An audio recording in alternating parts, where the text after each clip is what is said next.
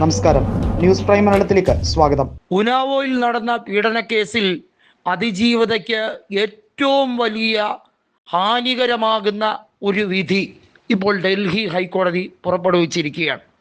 അതായത് ഉനാവോ പീഡന കേസിലെ പ്രതിയായ മുൻ BJPയുടെ MLA ആയ കുൽദീപ് സിംഗ് സെങ്കാറിനെ ശിക്ഷാ ഇളവ് നൽകുന്ന രീതിയിലേക്ക് ഡൽഹി ഹൈക്കോടതി അയാളുടെ ജീവപര്യന്തം റദ്ദാക്കിയിരിക്കുന്നു.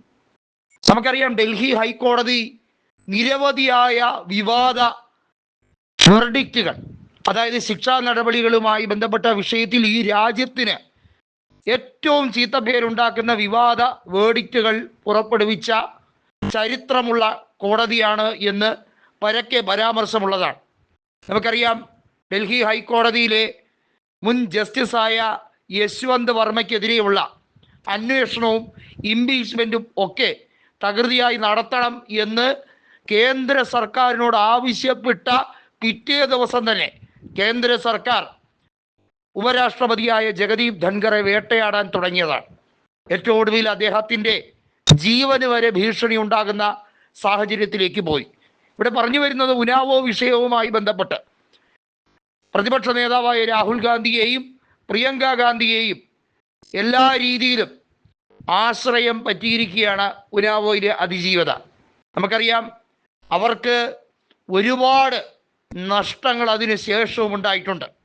അവരുടെ ബന്ധുജനങ്ങൾ മരണപ്പെടുന്ന സാഹചര്യമുണ്ടായി, അവരുടെ പിതാവ് മരണപ്പെടുന്ന സാഹചര്യമുണ്ടായി. ഇതിനെല്ലാം പിന്നിൽ MLAയുടെ കൈകളുണ്ട് എന്ന് ശക്തമായ ആരോപണം ഉണ്ടായിരുന്നു. മാത്രമല്ല, ഉനാവോ വിഷയവുമായി ബന്ധപ്പെട്ട് CBI ഇപ്പോൾ അപ്പീൽ കൊടുത്തിരിക്കുകയാണ്. ഉനാവോ വിഷയം ഒന്നും രണ്ടുമല്ല, ഈ രാജ്യമല്ല, ഈ ലോകം മുഴുവൻ ശ്രദ്ധിച്ച ഒരു വിഷയമാണ്. ഹത്രാസിലെ സംഭവം പോലെ തന്നെ ഉനാവോയിലെ സംഭവം ലോക മനസാക്ഷിയെ തന്നെ ഞെട്ടിച്ച ഒരു വിഷയമാണ്. കുൽദീപ് സിംഗ് സെങ്കാർ എന്ന ക്രിമിനൽ വീണ്ടും ജയിൽ മോചിതനാകാനുള്ള എല്ലാ പഴുതും ഒപ്പിച്ചു വച്ചിരിക്കുന്നു എന്ന് തന്നെ പറയേണ്ടി വരും.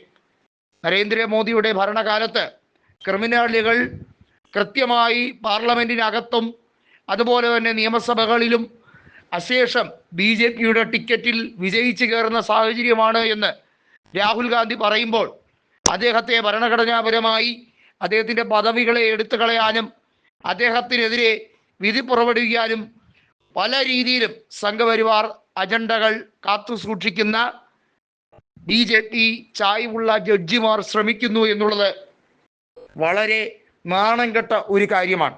ഇന്ത്യൻ ജുഡീഷ്യറിയെ എല്ലാ രീതിയിലും നാശോന്മുഖമാക്കാൻ ശ്രമിക്കുന്ന സാഹചര്യത്തിലേക്ക് കാര്യങ്ങൾ കൊണ്ടുപോവുകയാണ്. ഡൽഹി ഹൈക്കോടതിയുടെ ഈ വിധി വലിയ രീതിയിൽ ജനങ്ങൾക്കിടയിൽ മാത്രമല്ല സാധാരണക്കാർക്കിടയിൽ അന്താളിപ്പുണ്ടാക്കുകയാണ്.